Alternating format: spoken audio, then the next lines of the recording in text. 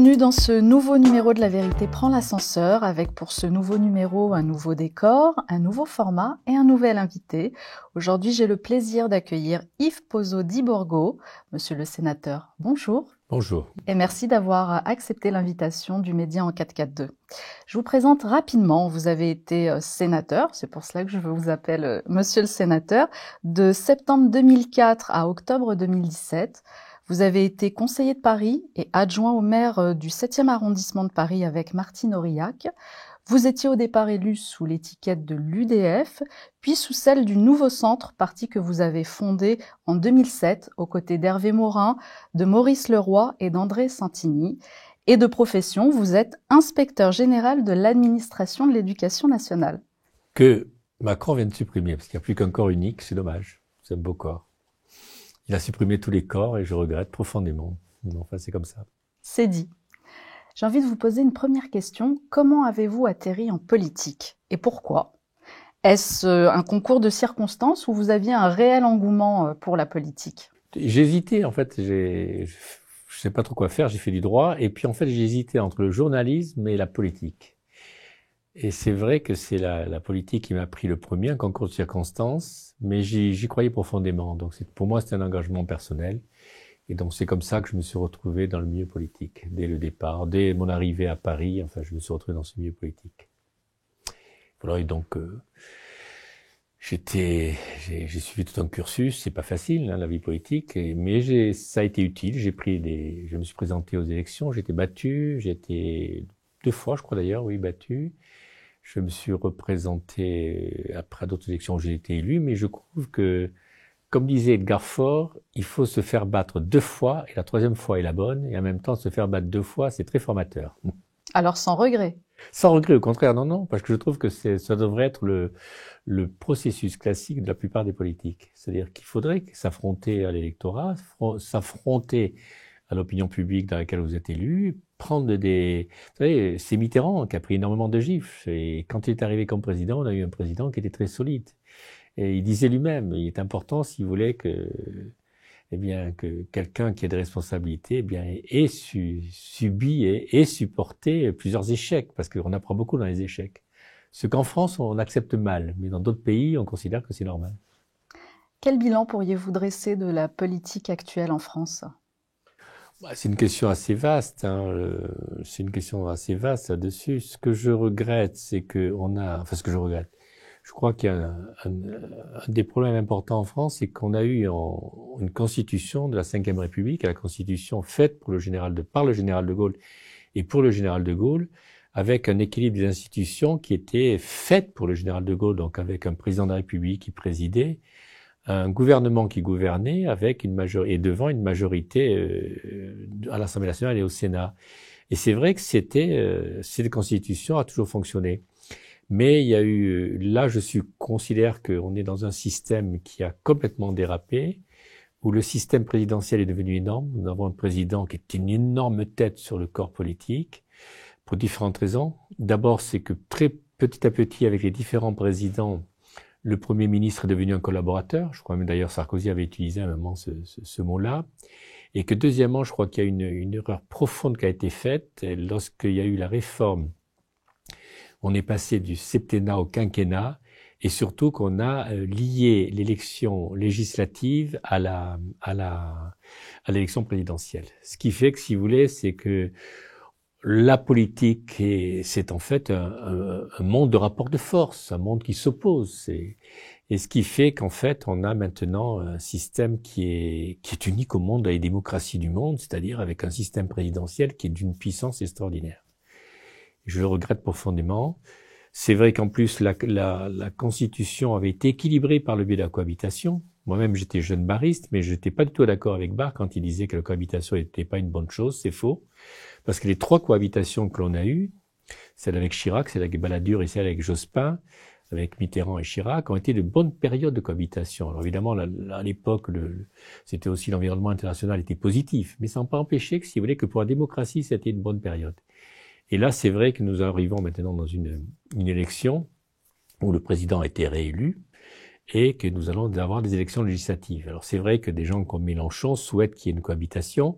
Je ne suis pas sûr qu'il arrive, ça je ne peux pas prévoir ce qui va se passer, mais c'est vrai qu'une cohabitation serait une bonne chose, parce que notre système est trop centralisé, notre système est trop présidentiel, et le président de la République a beaucoup plus de pouvoir même que le président des États-Unis. Le président des États-Unis, si vous voulez, il faut qu'il décide, il a en face de lui un Sénat puissant, avec 100 parlementaires, si vous voulez, il faut avoir la majorité.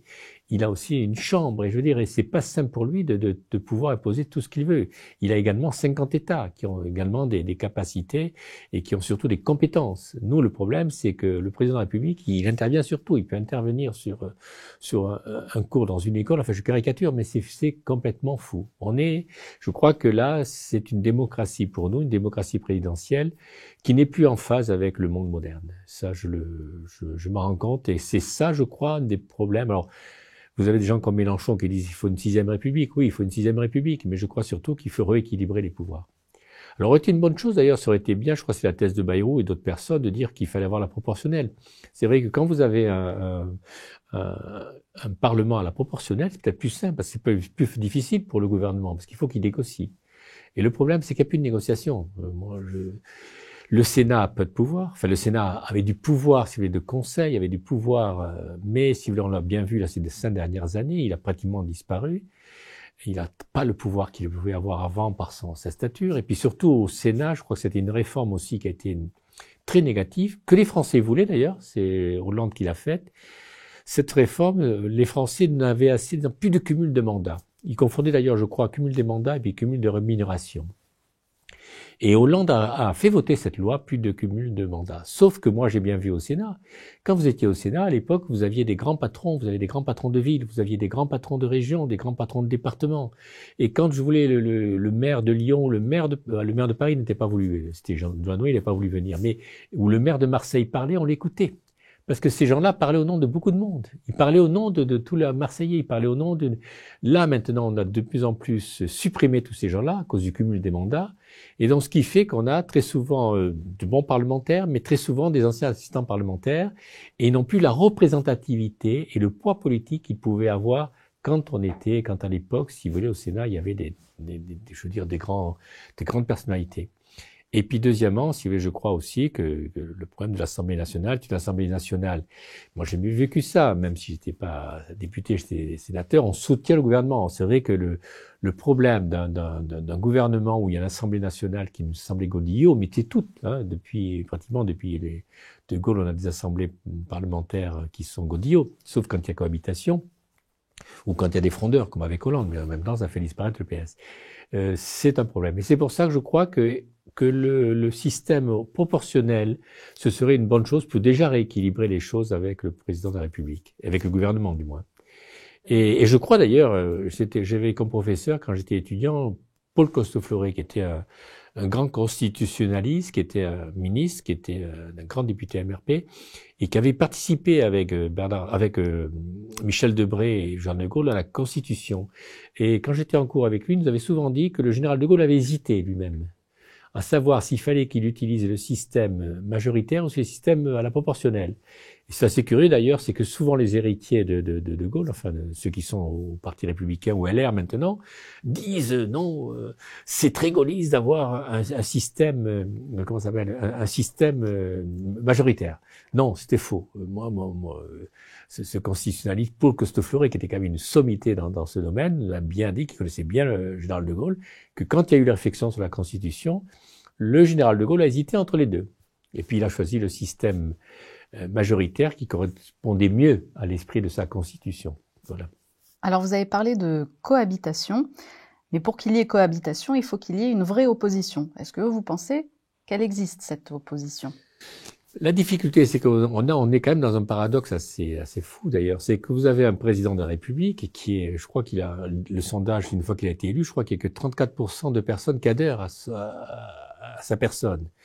Et vous avez énormément de gens, 70 personnes, 10% de personnes qui n'en veulent pas, mais en même temps qui ont voté pour lui, pour bloquer Marine Le Pen, qui apparaissait comme quelqu'un d'extrême droite de façon un peu artificielle. Donc, si vous voulez, on est dans une situation assez paradoxale. Et en face, vous avez une majorité contre le président, une majorité électorale, on le voit dans les sondages, sauf cette majorité coupée en deux. Vous avez d'un côté, j'allais dire, la droite extrême, ce qu'on peut appeler la droite extrême, moi je considère une droite normale, hein, je considère que le Rassemblement National, c'est le RPR des années 78, hein, c'est pratiquement le même programme, c'est la même attitude. Et donc cette droite, qu'on peut appeler extrême, une droite qui était à l'époque aurait pu être combative, c'est dont je pense au LR, mais qui a disparu. Et puis vous avez une gauche qui s'est réunie d'ailleurs, ils ont fait une belle opération. Je reconnais que là Mélenchon a fait une belle opération. D'ailleurs, ça commence à se voir dans les sondages. Est-ce que ces sondages seront suffisants pour gagner l'élection? Mais on sent que c'est quand même une opération d'opportunité. Alors évidemment, si vous avez le président qui gagne les élections législatives, il aura sa majorité et il aura en face de lui une opposition divisée. Et c'est vrai que la cohabitation là n'est pas très crédible. D'abord, il n'y en aura pas. Mais c'est vrai que s'il y a vraiment une cohabitation, qu'il y a une opposition, que ce serait assez drôle d'ailleurs qu'il y ait que le président de la République n'ait pas sa majorité et qu'il ait en face les deux oppositions qui se supportent pas, c'est-à-dire celle de droite et celle de gauche de Mélenchon. On n'a jamais connu ce phénomène-là, peut-être ça peut arriver, on ne sait pas, tout est possible, hein, on verra bien, tout est possible. Mais voilà, on vit, c'est d'ailleurs plus l'originalité du président Macron, c'est qu'il nous a fait vivre des choses un peu exceptionnelles. Je ne veux pas dire que ce soit des belles choses, ce sont des choses qui sont au niveau statutaire, au niveau institutionnel, des choses un peu exceptionnelles, voilà. Donc on verra bien, je crois que c'est aux prochaines élections en juin, quelle sera l'opposition et s'il y aura cohabitation, voilà. Comprenez-vous que les Français ne croient plus en la politique? Et cela ne risque pas de s'améliorer. En janvier de cette année, le Figaro titrait un article « La méfiance grandit entre les Français et les politiques ». Le quotidien s'est basé sur un sondage réalisé par le Centre de recherche politique de Sciences Po sur un panel de 10 500 personnes et les Français ne se sont jamais dit aussi méfiants à 37% et lassés pour 40%. Vous comprenez ces résultats? Il y a d'abord un phénomène qu'il faut bien prendre conscience, c'est que quand vous êtes électeur, moi-même comme j'étais électeur comme tout le monde, on attend des résultats immédiats. Et c'est très difficile pour avoir des résultats immédiats, parce qu'il y a quand même, quand vous voulez une décision, alors quand vous êtes un maire, d'ailleurs c'est pour ça que les maires sont peut-être les hommes politiques les mieux considérés, ceux qui sont le plus acceptés. Parce que le maire peut avoir une autorité plus rapide, c'est-à-dire qu'il peut décider plus facilement, et quand il y a des problèmes, il peut les régler plus facilement. Et donc ça explique d'ailleurs que le maire, si vous voulez, apparaît comme l'homme politique, celui qu'on accepte le plus, je crois. C'est peut-être pas dans ce sondage, mais vous retrouverez ça dans beaucoup de sondages. Après ça, il y a un phénomène qui est classique à la politique, c'est que c'est très long. Quand vous, par exemple, vous avez une idée, je sais pas, vous pouvez dire, vous voulez proposer un texte. Vous vous donc présentez devant les électeurs en disant, moi je vais proposer ce texte-là. Mais après, quand vous arrivez à l'Assemblée, au Sénat, il faut le proposer. Il faut donc que ça rentre dans l'ordre du jour et d'abord du gouvernement, à l'ordre du jour de l'Assemblée. Donc c'est très long. Et c'est vrai qu'il y a un phénomène où l'électeur est toujours un peu inquiet parce qu'il y a des déclarations, souvent des déclarations, d'ailleurs on va faire ça et puis c'est très long avant que ça arrive. Il y a ce décalage entre la déclaration ou la volonté de faire quelque chose et la réalisation. Et très souvent d'ailleurs, quand la réalisation arrive, on ne s'en rend pas compte. Ça, je crois que c'est un phénomène classique qu'on retrouve dans toutes les démocraties. Mais c'est vrai qu'en même temps, ces chiffres sont quand même très importants, montrent quand même qu'il y a une insatisfaction, si vous voulez, de l'opinion publique à l'égard de la politique. Alors, qui est responsable? Moi, je considère quand même, enfin, on peut prenons que ce dernier, puisque c'est le président, il est là depuis 5 ans, prenons quand même cette équipe. Quand on écoute ne serait-ce que sur la crise sanitaire, quand on écoute les déclarations du Premier ministre à l'époque, Édouard Philippe, Monsieur Véran, Madame Buzyn, et puis après, l'évolution de ces déclarations, enfin, qui tous les 15 jours changeaient sur des choses complètement. Il est évident qu'il y a une interrogation de la part de l'électorat. On dit, mais qu'est-ce que c'est ça? Reprenez-les, enfin, c'est caricatural. Enfin, reprenez les déclarations dans le début de la pandémie et après. Sur beaucoup de sujets. C'est là où, si vous voulez, où je crois qu'il y a un problème de la réflexion de l'homme politique qui doit faire attention et que quand il a des choses à dire, il faut qu'il fasse attention que ça corresponde à une réalité. Et je crois que on a connu, nous, cette période-là, avec la période du président Macron, qui était un peu une période exceptionnelle, parce qu'on a eu quand même la crise des Gilets jaunes, qui est quand même une crise qui a duré longtemps, et que manifestement, là, on a vu un président qui a voulu affronter au lieu de régler. On aurait eu Jacques Chirac, je suis pas persuadé que cette crise aurait duré plus de 3 mois, ou peut-être d'autres, hein, peut-être. Pareil aussi, après ça, on a eu la crise, les retraites. Après ça, nous avons eu la pandémie. Alors, c'est pas de sa faute. Mais la façon dont ça a été géré, on peut pas dire que ça a été bien géré. Enfin, c'était complètement surréaliste, la déclaration qui changeait 3 jours après, enfin, qui était mais vraiment n'importe quoi. Pareil également, alors sur la crise de l'Ukraine, là aussi, si vous voulez, moi j'ai été très surpris, je connais bien ce dossier puisque je l'ai suivi au Sénat, j'ai même fait des rapports sur ce sujet, j'étais allé plusieurs fois en Ukraine, je suis allé plusieurs fois en Russie, plusieurs fois dans tous ces pays, donc je prétends pas être connaissant bien, mais enfin je suis peut-être un des rares parlementaires qui a quand même suivi tous ces dossiers-là. Et je suis effaré de voir la façon dont la réaction... alors évidemment, il y a une agression de la part de la Russie sur un pays ukrainien, en Ukraine, on peut pas l'admettre, on peut pas le supporter. Mais ce qui m'a surpris, c'est cette réaction complètement folle de la part de l'Europe et notamment du président Macron et puis de la Commission européenne, qui a décidé de faire des sanctions complètement fous. Quand vous pensez que depuis 2014, les Russes ont supporté 10 100 sanctions. Mais vous vous rendez compte ce que c'est? Alors que les Américains ont pu se permettre d'aller en Irak, d'aller en Afghanistan, d'aller en Libye, de tuer Saddam Hussein, de tuer Kadhafi sans que personne ne dise rien avec rien. Et puis là-dessus, si vous voulez, tout. Je dis ça parce que ça, l'opinion publique le ressent. Si vous voulez, l'opinion publique le ressent. Elle maîtrise pas tout parce que c'est vrai que c'est complexe ce problème de guerre d'Ukraine. Et c'est là, je rejoins la question que vous posez. On se demande, mais est-ce que les politiques ont vraiment une réponse au sujet et surtout aux problèmes que l'on rencontre? Et à votre avis, comment les politiciens, quelle façon pourraient-ils adopter pour redonner confiance en fait aux électeurs et aux Français en général, pas forcément qu'aux électeurs? Je crois que d'abord, là, on a parlé d'institutions, bon. Mais je veux dire, le fond du problème du pays, c'est la situation économique. C'est la situation économique. On est quand même... d'abord, on a un endettement extraordinaire. On est le pays maintenant le plus endetté. On a des charges, on a des impôts on est le pays qui, en Europe, a le plus d'impôts. On a donc honnêtement, je vous dis qu'il est pratiquement le premier de l'Europe. Je crois que il y a juste les Italiens devant nous. On a ce qu'on appelle le commerce extérieur. C'est-à-dire, en fait, le commerce extérieur, si vous voulez, c'est la vitrine de notre économie, de ce que l'on vend. On va arriver à 100 milliards de déficit cette année. Enfin là, maintenant, c'est un chiffre énorme quand vous pensez que les Allemands sont à 250 milliards de positifs. C'est-à-dire, eux, ils gagnent de l'argent. Et nous, on en perd. Et puis surtout, si vous voulez, dans la répartition des richesses, on se rend compte, si vous voulez, que la vie au quotidien est très difficile pour des millions de Français. Et que ce que l'on appelle la charge de reste, enfin le reste à vivre à la fin du mois, il est très vite dès le 10-12 du mois et on n'a déjà plus de reste à vivre. Et que vous avez des problèmes également de nourriture. Je ne sais pas si vous imaginez, dans un pays aussi riche, aussi puissant que la France, vous avez des gens qui ne mangent pas à leur faim. Vous avez combien de millions de pauvres? Les chiffres sont très graves. Regardez quand vous allez à Paris, le nombre de personnes qui vivent dehors. Regardez. Est-ce que c'est normal qu'un pays aussi riche, aussi puissant que la France, enfin on dit qu'il est la 5e puissance mondiale, non, c'est plus le cas, on est peut-être 7e, 8e, mais quand même, on est un des pays les plus riches du monde. Est-ce que c'est normal, si vous voulez, qu'il y ait une pauvreté aussi grande? Est-ce que c'est normal? Et je crois que cette situation économique, si vous voulez, qu'on n'a pas du tout abordée pendant la campagne présidentielle, qui a parlé de la dette? Personne. Aucun candidat. Qui a parlé également de déficit du commerce extérieur? Personne. Qui a parlé de la pauvreté? Très peu. Un peu Mélenchon. Mais c'est là aussi, je rejoins un peu votre enquête première, c'est que c'est les problèmes des Français, le quotidien. C'est le pouvoir d'achat. Et qui, en fait, d'ailleurs, avait parlé du pouvoir d'achat? C'était Marine Le Pen. C'est la seule qui a abordé ce problème dès le départ. Parce qu'elle s'est promenée en France et elle a compris que le problème important en France, c'était le pouvoir d'achat. Et le pouvoir d'achat, mais pas uniquement pour les catégories et les personnes qui sont en difficulté. C'est le pouvoir d'achat aussi pour la classe moyenne, qui elle-même supporte beaucoup de choses, beaucoup de taxes, qui a des charges, qui a des loyers. Quand elle veut acheter aussi des biens, c'est très long.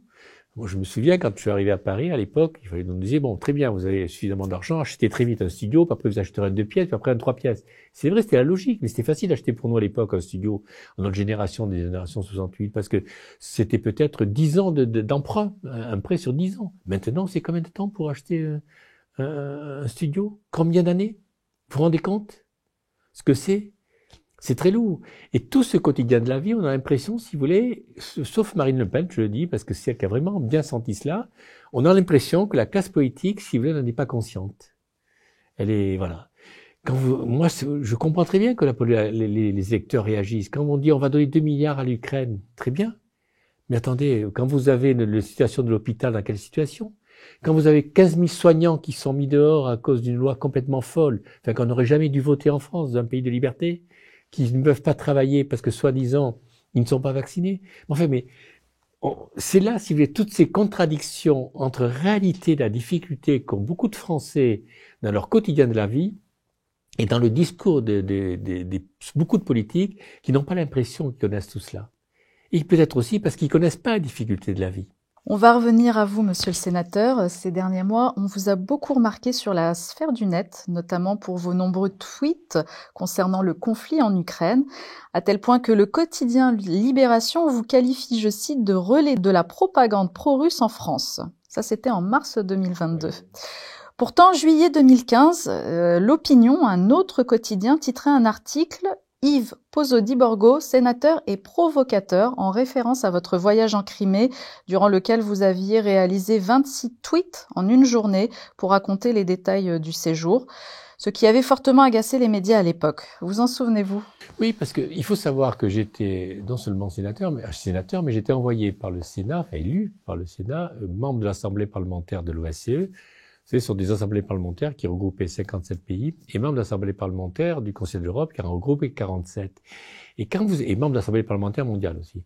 J'étais le seul parlementaire d'ailleurs à être dans toutes ces instances, et donc ce qui fait que j'ai eu beaucoup de contacts avec tous les parlementaires ukrainiens, russes, de tous les pays du monde, donc je pense avoir une maîtrise de ces contacts. Et il faut savoir que quand vous êtes parlementaire de l'Assemblée parlementaire de l'OSCE ou du Conseil de l'Europe, vous avez le droit d'aller dans tous les pays de cette assemblée. Notamment, par exemple, quand vous êtes membre de l'Assemblée parlementaire du Conseil de l'Europe, vous avez le droit, comme c'est pour les droits de l'homme, de visiter toutes les prisons de ces pays. On ne peut pas vous le bloquer. Et il s'est trouvé, pour vous raconter l'histoire en Crimée, il s'est trouvé que on avait une assemblée générale à Helsinki en juin. Et là, il venait de se passer le fait que la Russie avait pris possession de la Crimée, avait eu un vote, et les gens de Crimée avaient dit « Nous, on est Russes, on n'est pas du tout ukrainiens, parce que quand on connaît l'histoire, tout ça n'est pas surprenant. » Et on avait demandé, d'ailleurs, je me souviens que le groupe français, on avait demandé à ce que il y ait une mission de l'OSCE qui aille en Crimée. Et à l'époque, sous la pression des Américains, des Ukrainiens, enfin tout le réseau atlantiste, il n'y a pas les Australiens, mais il y avait aussi les Anglais. Pas question, ce qui se passe en Crimée, c'est un camp de concentration. Enfin, c'était ridicule la façon dont les arguments de nos collègues arrivaient. Alors on s'est dit avec plusieurs parlementaires, mais nous on va y aller, on a le droit d'y aller. Et ce qui s'est passé, Thierry Marelny, comme moi, était membre de l'Assemblée parlementaire de l'OSCE, et nous sommes allés en Crimée. Alors moi, j'ai pas eu de chance parce que à l'époque, j'étais en train de rédiger un rapport, ou je venais de rédiger un rapport très important au Sénat sur les relations Union européenne-Russie.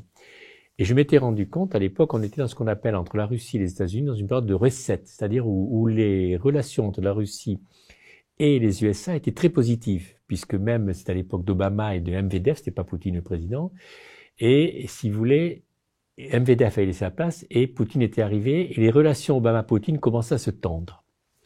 Et donc on est allé en Crimée, et là je me souviens, quand on est arrivé à Yalta, il faut savoir que les gens se sentaient humiliés, les gens de Crimée, parce que il faut savoir que la Crimée, les troupes russes sont arrivées, il n'y a eu aucun mort, les trois quarts des officiers ukrainiens ont dit non, on n'est pas ukrainiens, on est russes. Enfin, bon, il faut connaître l'histoire de la Crimée, qui a énormément souffert, si vous voulez, des Ukrainiens, donc bon, c'est un peu normal. Mais surtout, quand on est arrivé à Yalta, je me souviens, on était une quinzaine de parlementaires, il y avait je sais plus combien de personnes, enfin, il y a peut-être 3 4 000, 5 000 personnes qui nous acclamaient parce qu'ils étaient tellement humiliés d'être diabolisés par le monde qu'ils étaient contents que des parlementaires venaient voir. Et puis je me suis dit, vous savez que c'est un peu comme à Deauville, Yalta c'est sur la mer, et puis vous avez des petits kiosques, tout ça, et puis je vois un kiosque avec un t-shirt où il y avait, je crois, Obama et Poutine. Et là-dessus, il y avait plein de télévisions, hein. Il faut dire qu'il y avait, je sais plus combien de télévisions, mais pas uniquement, il n'y a pas tellement de télévisions européennes, mais sur des télévisions d'Asie, de Chine, enfin, c'était vraiment un événement important. Et un style Drucker de la télévision russe, si vous voulez, me prend le t-shirt et me le met devant moi, et moi je dis oui, c'est ça le problème des relations entre l'Union européenne et la Russie, notamment entre les États-Unis et la Russie, c'est la mésentente qu'entre Poutine et Obama. Sauf qu'il y avait dessous une phrase qui était écrite, Obama salaud, alors que moi je ne sais pas, parce que, alors évidemment c'est parti dans le monde entier, si vous voulez, c'était bon. Mais si vous voulez, ce sont des choses, si vous voulez, qu'on ne pouvait pas bloquer. C'est que quand ça part, c'est comme ça. Voilà. Il faut savoir que, en 89, quand l'Union européenne quand l'Union soviétique explose, il y avait 2 présidents, un Gorbatchev en Russie, et puis un président en Amérique qui était le père de Bush. Et ces deux présidents avaient des liens très forts, non seulement presque d'affection. Et c'est le père Bush qui dit à Gorbatchev qu'il ne peut pas continuer à garder le pacte de Varsovie et puis cet énorme machin soviétique. Et Gorbatchev dit, je vais le faire exploser. Et c'est lui qui l'a fait exploser. Par exemple, en Roumanie, c'est lui qui a fait assassiner, Ceausescu, qui a fait exploser l'Union soviétique. Mais il dit en contrepartie, on supprime le pacte de Varsovie, mais le pacte de Varsovie reste dans les frontières de l'OTAN. C'est-à-dire à l'époque, c'était la France, l'Allemagne, c'était la frontière sans les Pays de l'Est et autres. Et ce qui s'est passé, c'est que, alors ça continue. En 94 d'ailleurs, il y a eu une grande réunion, ce qu'on appelle les fondations pour la paix entre l'OTAN et la Russie, où on a signé ces mêmes choses, ces mêmes accords. Et puis petit à petit, si vous voulez, l'OTAN commençait à progresser. Et donc il faut savoir aussi qu'en Russie, de 89 à 2001, pratiquement c'était les Américains qui contrôlaient. C'était Helsinki, les Américains qui avaient envahi la Russie. Pratiquement, ils avaient pris possession de la Russie. Et quand le président Poutine est arrivé en 2001, la première chose qu'il a fait, c'est d'aller voir le président Clinton. Il a dit, mais moi je veux rentrer dans l'OTAN. Et le président Clinton a dit oui. Et c'est le fils Bush qui a été élu quelque temps après, avec les néoconservateurs qui ont bloqué. Il faut savoir aussi que le président Poutine, la première chose qu'il a fait quand il est allé voir Prodi, qui était à l'époque le président de la Commission européenne, je veux rentrer dans l'Union européenne. Et Prodi a cru à l'époque que c'était une plaisanterie. Parce que le président Poutine à l'époque était très timide, je vous assure. L'histoire est complètement folle. Et le problème, c'est que petit à petit, l'OTAN s'est étendue.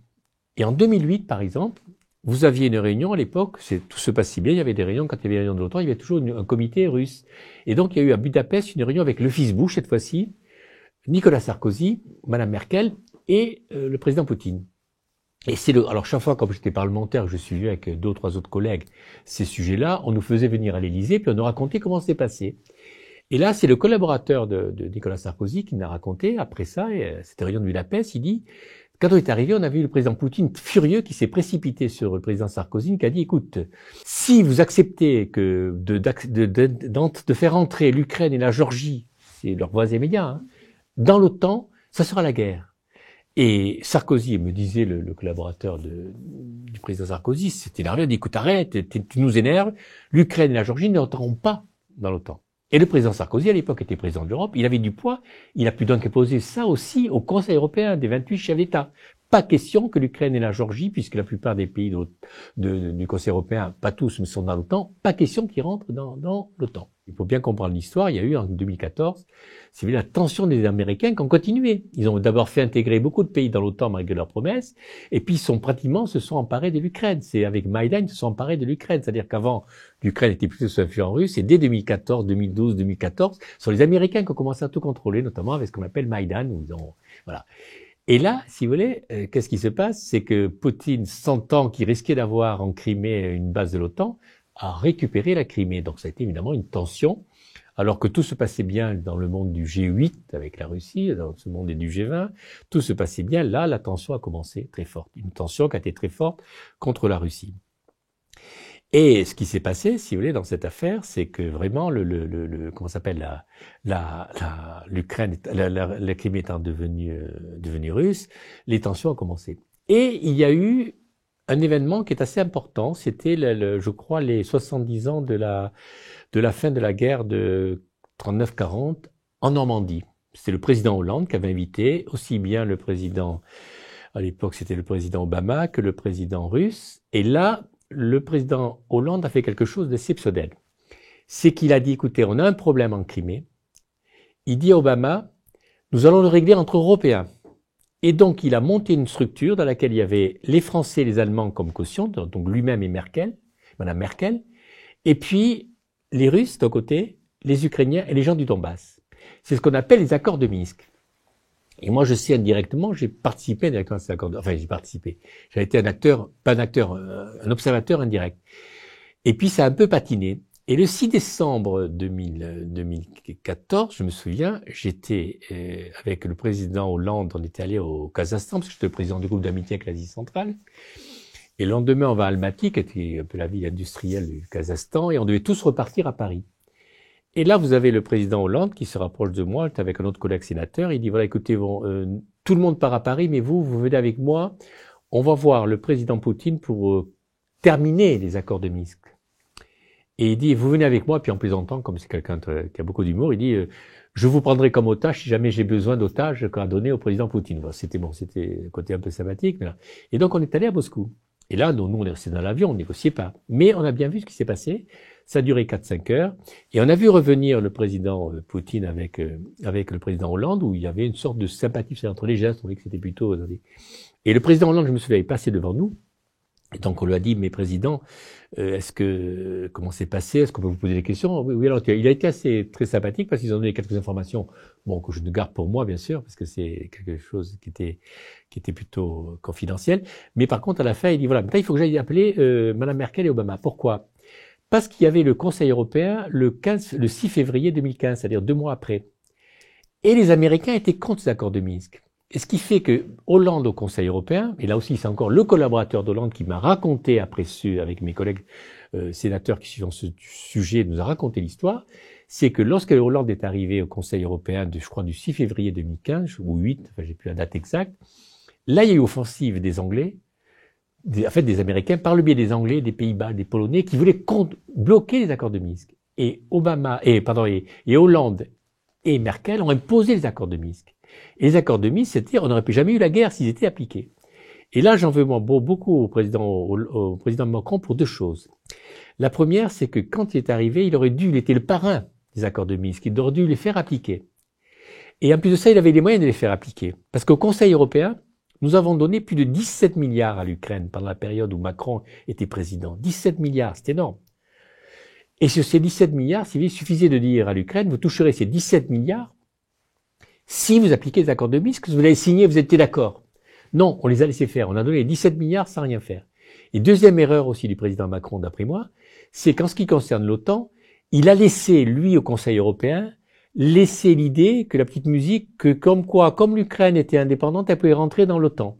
Et ce qui fait que ces 2 erreurs ont fait qu'on est retrouvé dans une situation complètement folle, où vous avez les Russes qui ont été piégés par les Américains, qui contrôlent toute l'Ukraine, et qui ont fait cette réaction d'agression en Ukraine, et on se retrouve dans une situation complètement folle à l'heure actuelle, pratiquement dans une situation de guerre, alors qu'on pensait jamais que la guerre pourrait venir sur le sol européen.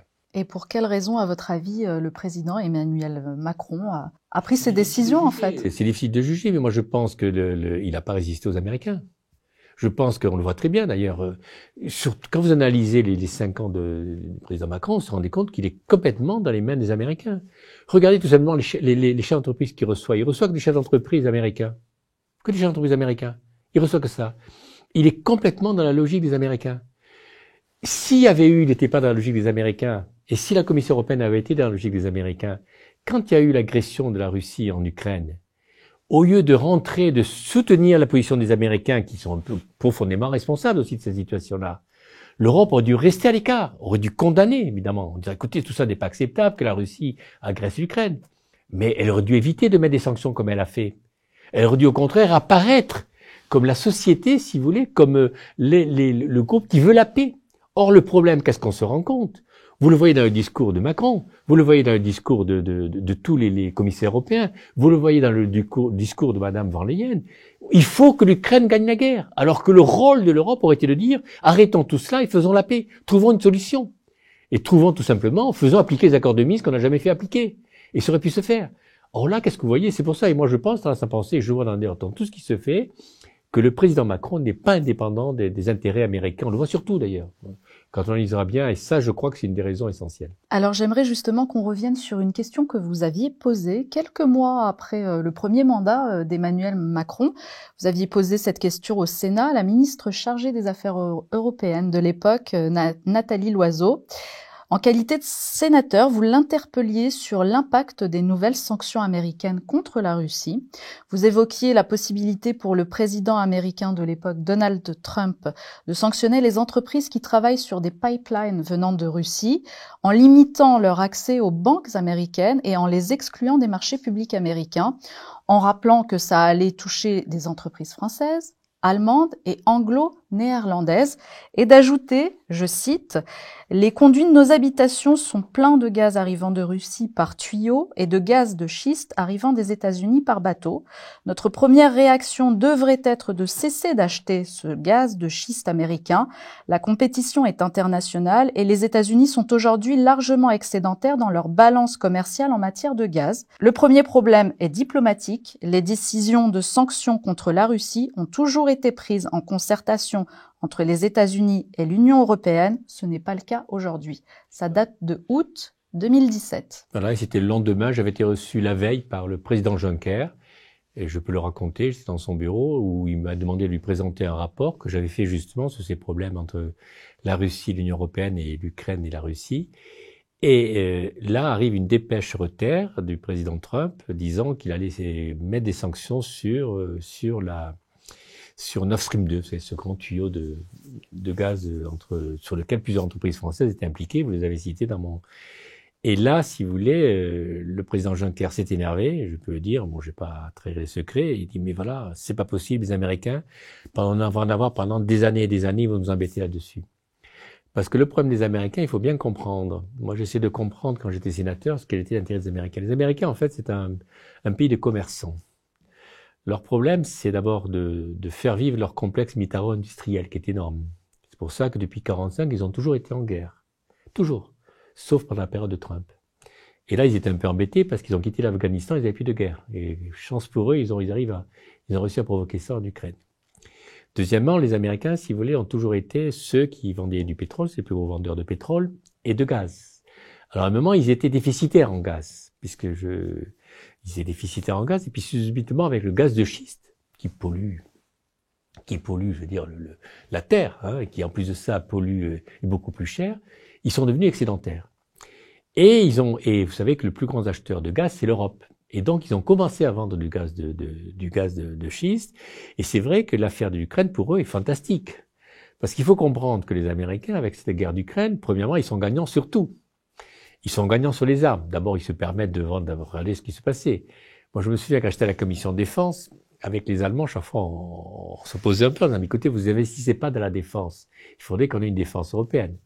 Alors un jour, pour nous faire plaisir, on dit, bon, mais très bien, écoutez, on va mettre 5 milliards. Alors nous, on pensait 5 milliards de plus par an. Non, 5 milliards sur 5 ans. Et là, vous avez vu, dès que la guerre à l'Ukraine s'est déclarée, même si on dit que c'est pas une guerre, c'est une guerre, les Allemands ont décidé de mettre 100 milliards. Mais pas pour acheter du matériel franco-allemand. Non, pour acheter du matériel américain. Donc vous imaginez les Américains. Ils ont un budget de 100 milliards qui arrive d'un coup chaque année, qui va acheter leur matériel, qui achète leur avion, les avions Lockheed de Californie, les avions, les F-35. Et en plus de ça, si vous voulez regarder, ils arrêtent pas, ils viennent encore de voter 35 milliards de dépenses. Alors on dit, c'est bien, ils vont aider les Ukrainiens. Ils s'en moquent complètement des Ukrainiens. Leur problème, ça fait fonctionner l'industrie, le complexe militaro-industriel. Donc le complexe militaro-industriel vient d'arriver à escroquer aux Américains 35 milliards. D'ailleurs, il y a des réactions en Amérique. Et beaucoup de gens disent, mais qu'est-ce que c'est ça encore? Et donc les Américains vendent des armes, ils sont ravis. Et deuxièmement, ils vendent du gaz. Il faut savoir qu'ils ont maintenant, alors l'Europe a été, quand la guerre a commencé, le plus gros acheteur de gaz de schiste américain. Ils ont 8 terminaux dans le golfe du Mexique, et puis ils vendent. Et nous, on a fait déjà 4 terminaux pour accueillir ce gaz-là. Mais vous avez vu quand Biden est venu avec voir les commissaires européens et Macron et tout le monde à Bruxelles, quel était le principal conseiller qui suivait Biden? C'était le lobbyiste du gaz qui était là, et c'est lui qui traitait tout. Vous vous rendez compte? Et personne en France n'a soulevé ce problème-là. C'est lui qui a traité tout. Et donc on a passé un contrat mirifique avec les Américains on va leur acheter du gaz beaucoup plus cher, polluant, qui pollue non seulement la planète, mais qui pollue aussi en France quand il arrive, alors que le gaz russe, et s'il y avait des contrôleurs, serait beaucoup moins cher. Ça, je parle de ça. L'intérêt aussi, si vous voulez, c'est les sanctions. Les Américains, ils sont ravis de mettre des sanctions, notamment le blé russe. L'Ukraine et la Russie ont beaucoup de blé. Bon, le blé ukrainien est un peu touché parce qu'il est impacté à cause de la guerre, peut-être pas produire. Mais le blé russe, il ne pourra pas se vendre en Europe. Mais le blé américain, alors il y a le blé français, mais le blé américain, eh bien, ils vont le vendre. Donc, si vous voulez, pour les Américains, et puis d'ailleurs, regardez, eux, il y a beaucoup de sanctions qu'ils n'appliquent pas aux Russes. Ils achètent. Et là, vous avez une Europe, si vous voulez, qui est complètement manipulée par les Américains, un président, une Ursula von der Leyen qui est manipulée par les Américains, un président Macron qui est manipulé par les Américains, et qui en fait nous traite comme des petits larbins en disant, voyez, continuez la guerre, c'est très bien, nous on va vendre du gaz, on va vendre du blé, on va vendre des armes, c'est très bien tout cela.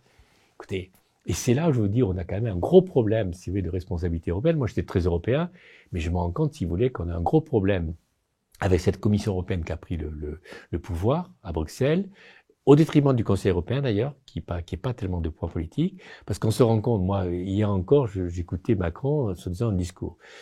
On m'a toujours dit que Macron, si vous voulez, en Europe, n'est pas accepté.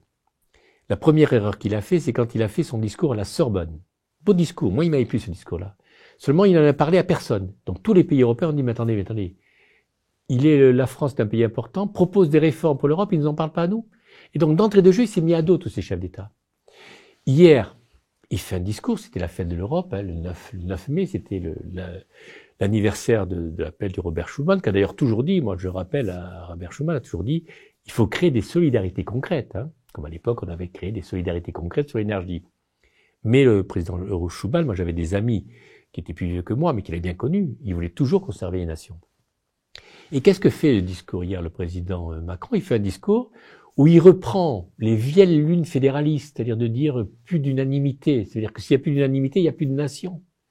Il ressort dans un discours, si vous voulez, mais qui datait, enfin qui date déjà de 30 ou 25 ou 30 ans, où tous les sectes fédéralistes, il ressort ce discours-là. Et il dit, il faut qu'il n'y ait plus d'unanimité dans les décisions qu'on prenne à Bruxelles. Mais je sais pas si qu'on prenne à Bruxelles. Mais je sais pas si vous imaginez, ça veut dire qu'il n'y a plus de nation. Ça veut dire qu'un pays, maintenant, il va être dépendant des décisions des autres. Mais je veux dire, mais comment peut-on dire de telles bêtises? Et lui, il a dit. Et vous avez vu la réaction? Vous avez sur les 27 pays, presque la moitié des pays qui ont dit non, on ne veut pas de ça. Alors, la presse française, comme le Figaro, dit 10 pays, quelques pays. Non, pas 10 pays. C'est pratiquement la moitié des pays, parce que c'est 13, je pense même 14. 14, c'est plus que les 28, puisque là, on n'est que 27. C'est-à-dire que la moitié des pays ont dit, on ne veut pas ce que vous proposez. Et il est président. Il est le président de l'Europe pendant 6 mois. C'est-à-dire qu'il avait une chance extraordinaire de faire évoluer l'Europe. Non, il n'a rien fait pendant 6 mois. D'abord en gardant ce poste pendant la campagne. Et il n'a rien fait pendant 6 mois en proposant des vieilles lunes fédéralistes, si vous voulez, que plus personne n'accepte. Et je crois que là, on a une France sur l'Europe qui est en situation d'échec. Malgré toutes les images, les lumières, la Tour Eiffel avec l'Europe. Enfin, on est en situation d'échec en Europe. Et je crois que l'Europe a un gros problème, c'est qu'elle s'est pas rendue compte qu'en accompagnant comme elle a accompagné la stratégie américaine contre l'Ukraine, elle se déstabilise, et surtout en mettant le nombre de sanctions qu'elle a mises, mais même que les Américains n'ont pas mis, nous allons avoir un retour de boomerang qui est extraordinaire. Quand vous pensez, moi je me souviens simplement, 2 jours après les premières sanctions, pour la première fois le franc suisse a dépassé l'euro. Regardez où on est le franc suisse, regardez les conséquences. On parle même maintenant de tickets de rationnement. Mais vous vous rendez compte? Et tout ça, ça vient des sanctions que l'on porte aux Russes et qui se retournent contre nous. Alors qu'on avait l'expérience de 2014. En 2014 aussi, on avait fait des sanctions contre les Russes. Et très vite, on s'était rendu compte, si vous voulez, par exemple, on avait 400 milliards d'échanges entre la Russie et l'Union européenne. En moins d'1 an, on est passé à 200 milliards. Donc, c'est-à-dire un tas d'entreprises européennes qui ont subi le choc, qui sont tombées en faillite. Alors les Russes nous ont mis des sanctions sur le monde agricole. Regardez dans les pays comme la Bretagne et autres, le nombre de sociétés qui sont tombées en faillite à cause des sanctions russes. Et qu'est-ce que ça a fait? C'est que les Russes maintenant sont devenus une grande puissance agricole. Ils sont devenus une grande puissance agricole. Et je ne comprends pas cette bêtise de la part des Européens, alors qu'on a l'expérience de vouloir à tout prix vraiment sanctionner la Russie. Je me souviens encore la phrase de Le Maire qui dit « Nous allons casser l'économie russe ». Et puis, où en est maintenant le rouble? Vous avez vu, le rouble, il est bien. Vous avez vu comme il est maintenant, il est fort? Et vous avez vu où en est l'euro? Et surtout, avec des risques de dérapage sur l'affaire du dollar. Parce qu'il y a une chose très importante que l'on ne comprend pas bien en France et que la presse ne relaie pas. C'est que quand les Américains avaient décidé de se débarrasser de Saddam Hussein, il était tout seul, hein, donc on peut le pendre. Quand les Américains sont décidés de se débarrasser de Kadhafi, il est tout seul, on peut le pendre. Il décide de se débarrasser de Poutine. Sauf que Poutine, d'abord, c'est un grand pays. C'est un grand pays en plus, alors qu'à l'époque, le rapport de force OTAN-Russie était de 10-1, qui maintenant a retrouvé une supériorité nucléaire, avec notamment ses missiles hypersoniques. Bon, alors évidemment, on ne va pas utiliser les missiles hypersoniques pour cela. Mais surtout, et c'est ça le plus important, c'est qu'il faut savoir que 82% des pays du monde ne soutiennent pas les États-Unis et l'Europe dans cette affaire, et qui soutiennent la Russie. Il faut savoir de ce qu'on appelle les BRICS, c'est-à-dire les BRICS, c'est quand même les plus grands pays du monde, économiques maintenant. C'est pas le tiers-monde d'il y a 30 ans ou 40 ans. Ce sont les grandes puissances économiques du monde nouveau. C'est la Chine, c'est l'Inde, c'est le Pakistan, c'est le Brésil, qui pratiquement contrôle toute l'Amérique latine. C'est l'Afrique du Sud, le plus grand pays d'Afrique, et qui a entraîné avec elle toute l'Afrique. Quand vous pensez que même le Sénégal, qui est quand même un pays qui est très sous influence française, était plutôt pour la Russie. Vous avez des guerres qui se faisaient entre le Pakistan et l'Inde, ils se calment justement pour justement être unis. Vous vous rendez pas compte qu'on est en train de faire, et on s'est pas rendu compte que le monde occidental, dans sa prétention, n'a pas rendu compte que le monde s'est changé, et qu'on est en train de faire une énorme mur entre ce monde occidentalisé, c'est-à-dire l'Europe, l'Amérique, l'Australie, Nouvelle-Zélande et un peu le Japon qui commence à être prudent, et le reste du monde. Et que non seulement cela, c'est que le dollar qui était la monnaie du monde, il risque de souffrir dans tout ça. Parce que le problème, qu'est-ce qui s'est passé? C'est quand il y a eu la guerre du Vietnam en 71, les Américains ont déconnecté le dollar de l'or pour pouvoir faire la planche à billets. Et le dollar, regardez la dette des Américains en dollars est énorme, c'est des milliards et des milliards. Mais ceci est du papier qui n'a aucune valeur s'il est adossé à rien. Qu'ont fait les Russes? Ils ont adossé le rouble. Alors, ce qui fait que le rouble est en train de monter. C'est-à-dire que quand vous achetez du rouble, vous achetez de l'or maintenant. Vous voulez acheter du rouble, vous achetez de l'or. Et deuxièmement maintenant, vous avez des pays comme les pays du Golfe, qui sont les plus gros producteurs de pétrole. Eux, qu'est-ce qu'ils disent? Non, on ne veut plus payer en dollars. C'est une révolution. On veut payer en yuan chinois. Mais c'est extraordinaire ce qui se passe. C'est-à-dire que le monde est en train de se réagir contre le monde américain et le monde occidentalisé, et l'Europe, qui aurait pu être à l'écart de cela, aurait pu apparaître comme une structure indépendante, comme un grand continent indépendant, aurait pu être l'équilibre entre tout cela. Non, l'Europe a accompagné les Américains et se ridiculise de plus en plus. Et c'est terrible ce qui se passe. Et je crois que ce nouveau mur qui est institué entre 90% du monde et le reste, c'est-à-dire le monde occidentalisé, est quelque chose qui est terrible. Et vous pensez que l'Europe est en train de se diriger vers sa chute? Ah ben l'Europe va énormément souffrir. Là, je peux vous dire que vous verrez l'année prochaine, déjà d'ailleurs, regardez ce que dit le ministre de l'économie, Le Maire. Regardez ce qu'il dit, c'est ce qu'on va souffrir. Et regardez les conséquences qu'on va avoir. C'est-à-dire que les conséquences qu'on va avoir de l'économie européenne. Déjà qu'on n'est pas fringant, vous allez voir les conséquences qu'on va avoir. Vous allez voir les faillites, vous allez voir les situations. Non, on est dans une situation où l'Europe s'affaiblit énormément avec cela, alors qu'elle aurait dû rester une grande puissance européenne, c'est-à-dire rester la puissance qui négocie, qui sait dire à l'Amérique, écoutez, faites ce que vous voulez, mais nous on veut la paix, on veut arriver à la paix. Hein, on condamne la Russie, mais en même temps on veut la paix, on veut pas. Mais non, elle n'a plus de crédibilité. D'ailleurs, les négociations au départ, quand elles avaient lieu, elles n'ont pas eu lieu en Europe. Elles ont eu lieu avec le président israélien. Elles ont eu lieu avec le Premier ministre israélien, elles ont eu lieu avec le président turc. Pas question de venir négocier avec l'Europe. Vous avez le président Macron qui est allé, je sais plus combien, qui est allé là-bas, qui a parlé tout le temps. Non. Il est plus pris au sérieux. Et l'Europe n'est plus prise au sérieux. Et c'est là où il faut faire très attention, c'est qu'on se rend compte, si vous voulez, que se bâtit un monde nouveau. C'est vraiment, je crois, cette affaire d'Ukraine n'est pas une simple affaire de frontières et de guerre avec des gens, beaucoup de réfugiés malheureux, parce qu'il faut bien savoir aussi les souffrances des Ukrainiens. Il faut pas, dessus, il faut bien faire attention. Mais surtout, si vous voulez, on se rend compte qu'il y a une grosse coupure. Alors évidemment, la Libération peut dire, parce que je défends une thèse différente de ce qu'on voit dans les narratifs classiques, que je suis proche du Kremlin. Non, je suis pas plus proche du Kremlin. Simplement, je connais bien les choses, je les ai vécues, et je sais un petit peu les fragilités de la politique européenne, de la politique américaine. Et je sais dire les choses. Et c'est vrai que ce qui est terrible, moi je vois dans les médias actuellement, j'ai quelquefois l'impression, je dis, mais attends, mais ce que j'ai vécu, ils n'ont pas vécu, c'est pas possible. Ce que j'ai connu, ils n'ont pas connu. Et quand vous avez un journaliste de Libération qui dit que je suis l'homme du Kremlin, tout ça est d'un ridicule extraordinaire. Simplement, je connais les situations, je l'ai connu, j'étais un observateur, j'ai vu comment se passaient les choses, je vois à quel point je rappelle juste cet exemple, puisque je ne l'ai pas raconté, mais ma dernière réunion était à Dhaka, au Bangladesh, à l'Assemblée parlementaire mondiale. L'Assemblée parlementaire mondiale, personne ne connaît, mais c'est une assemblée très importante. Il y a tous les parlements du monde, sauf les Américains, parce que plus personne ne veut les voir. Donc ils viennent plus, les Américains. Eh bien, cette assemblée parlementaire, c'est en avril 2017. Déjà, j'avais senti, si vous voulez, cette rupture entre le monde occidentalisé, c'est-à-dire nous les Européens et ce qu'il y avait pas, il n'y a pas d'Américains, et le reste du monde. Et ça, c'était mais vraiment, on est resté 10 jours, si vous voulez, où on a eu des commissions, on a eu des séances plénières, et on voyait déjà cette coupure entre le monde qui est en train de se former, c'est-à-dire le monde de l'Afrique, le monde de l'Asie, le monde de l'Inde, le monde de l'Amérique latine, contre le monde occidentalisé qui se croyait toujours tout puissant.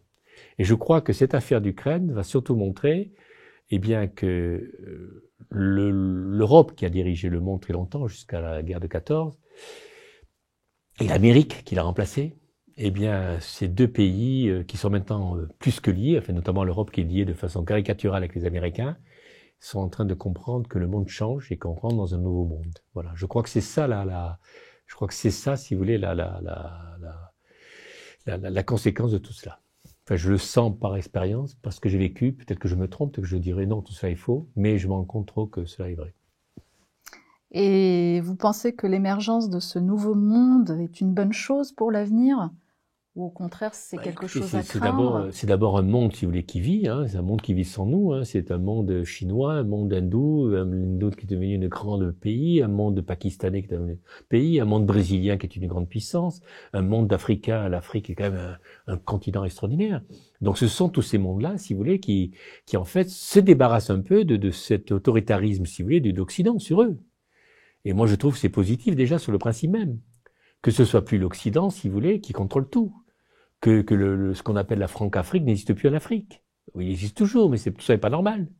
C'est pas normal aussi que les Américains, s'ils décident un jour, bon, Saddam Hussein ne nous plaît pas, donc il y a des armes, on va le tuer, on le pend. Après, vous avez la Libye, vous avez l'Afghanistan. Enfin, attendez, mais les Américains, mais je veux dire, qui restent dans leur domaine, enfin, qui appliquent la doctrine Monroe, qui restent en Amérique. Ils sont dans le monde entier.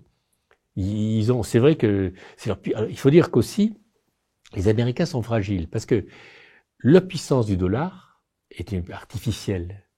Elle repose essentiellement aussi sur la puissance militaire. Et les Américains ont 400 bases militaires au monde. Et ils ont 11 porte-avions qui leur permettent d'être toutes les mers du monde. Et ils ont aussi 70 accords d'État, notamment les accords avec l'OTAN. Et il y a des économistes qui ont travaillé là-dessus. Quand j'étais sénateur, je me souviens, il y avait un économiste qui avait fait un rapport là-dessus et qui disait, s'il suffit que 15 États sur les 70 cassent les accords avec les Américains, les accords de défense, vous avez le dollar qui s'écroule.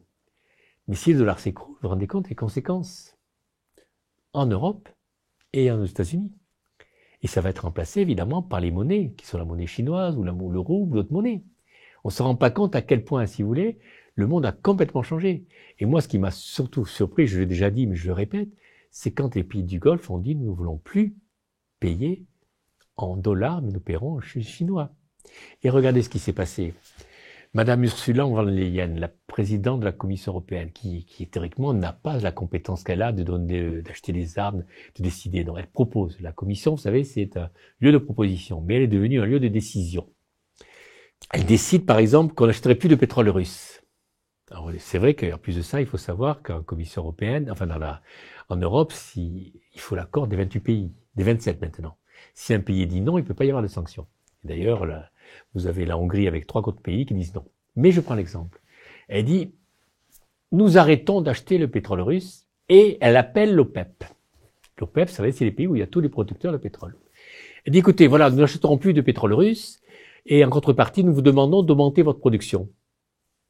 Seulement, elle est tellement idiote, excusez-moi de dire ça parce que c'est pas possible d'avoir une telle réaction. C'est qu'à l'OPEP, la Russie, ce qu'on appelle dans l'OPEP+, est très importante.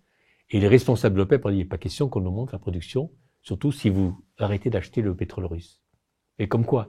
Et c'est là où cette prétention, si vous voulez, des Européens, cette prétention des Américains de vouloir diriger le monde, on l'a vu avec cet exemple qui est caricatural, enfin, qui est un exemple, mais vraiment, mais on ne peut pas imaginer qu'une femme politique puisse être aussi, c'est pas gentil, c'est pas galant de dire idiote en parlant d'elle, mais aussi idiot, en disant j'arrête le pétrole russe, je demande à l'OPEP d'augmenter la production, alors que la Russie est un des principaux pays de l'OPEP. Oui, c'est cette ignorance du monde, si vous voulez, qui m'inquiète justement chez la classe politique, en Europe notamment, et peut-être aussi en France. Et alors, à cause peut-être de ces agissements, de ces décisions comme ça, faut-il craindre une troisième guerre mondiale? Alors, ce qui est vrai, moi, j'ai été très surpris que j'avais arrêté, j'étais à la commission de défense, ça faisait depuis 5 ans que je suis plus parlementaire, j'ai été très surpris quand j'ai vu arriver les missiles hypersoniques, les systèmes de défense anti-missiles qui sont les S-500, qui sont hyper efficaces, et puis surtout les systèmes de brouillage. Et là, je me suis rendu compte, si vous voulez, alors les Russes ont lancé un missile hypersonique, personne ne peut les arrêter. Et puis ils ont fait aussi un peu d'intoxication en disant, vous savez, on a une bombe qui peut arriver sur la France, la détruire, et ce qui est vrai malheureusement.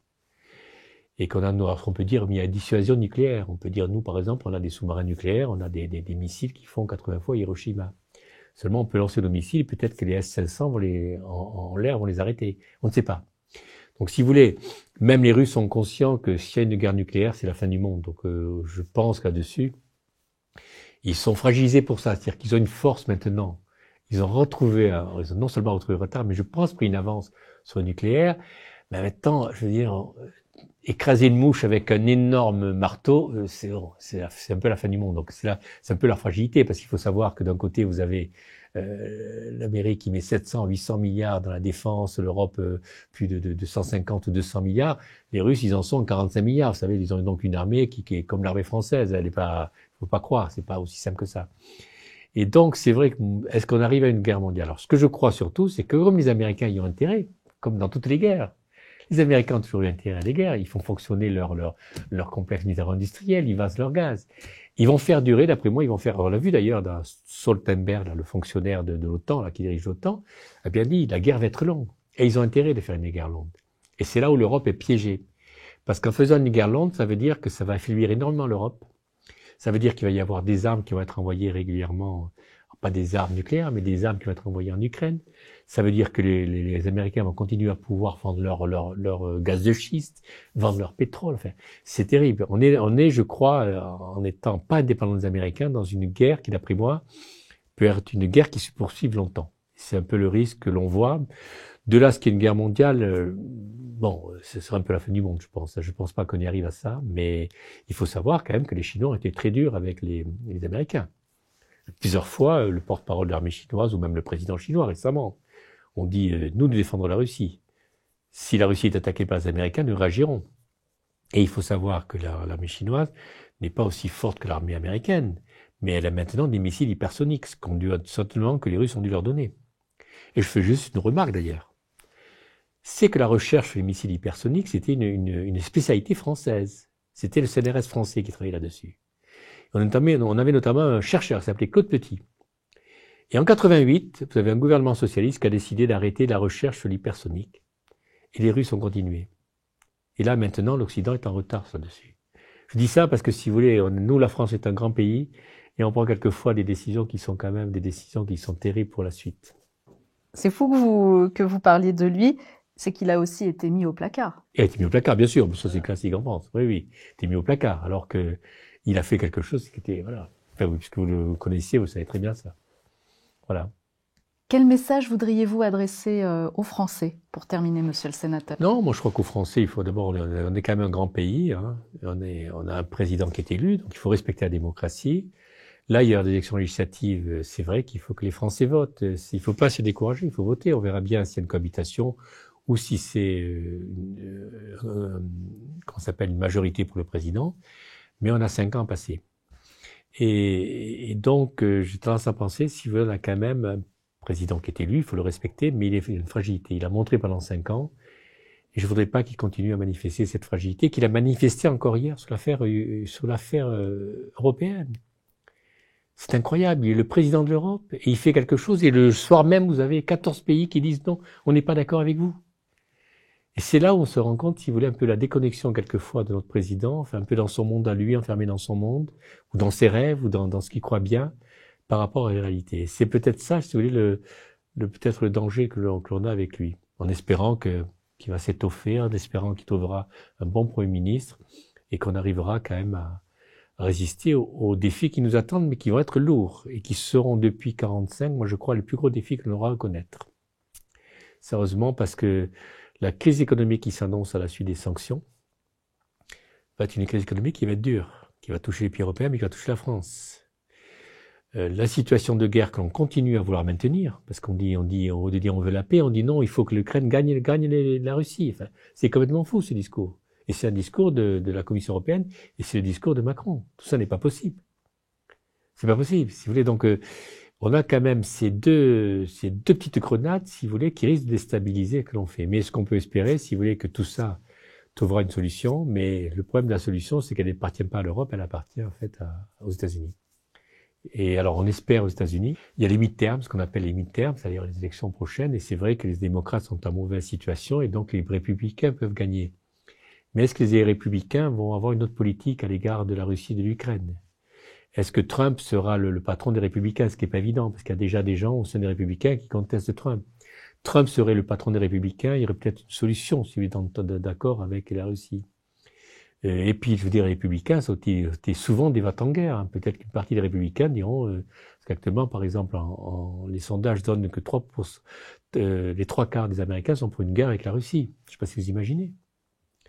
Aussi bien démocrates que républicains. Donc, les choses peuvent évoluer en Amérique, peut-être avec les mi-termes, on verra bien. Puis après, peut-être aussi. Mais je crois qu'on rentre dans un processus qui risque d'être long, qui risque de nous affaiblir, qui affaiblit la France, qui va avoir des conséquences sur la vie quotidienne des Français, et qui sera pas... mais j'espère qu'on pourra résister. On a résisté à beaucoup de choses. On pourra résister peut-être à tout cela. Écoutez, ce sera le mot de la fin alors. Nous allons résister. Merci. Je vous remercie, monsieur le sénateur. Bon, bah maintenant que t'es là, abonne-toi. L'idée, c'est que tu loupes rien. Donc clique sur abonner et aussi sur cette cloche à la con, pour qu'elle t'avertisse. Bon, je te laisse, je vais dans mon grenier. Et je te dis à bientôt, mon ami.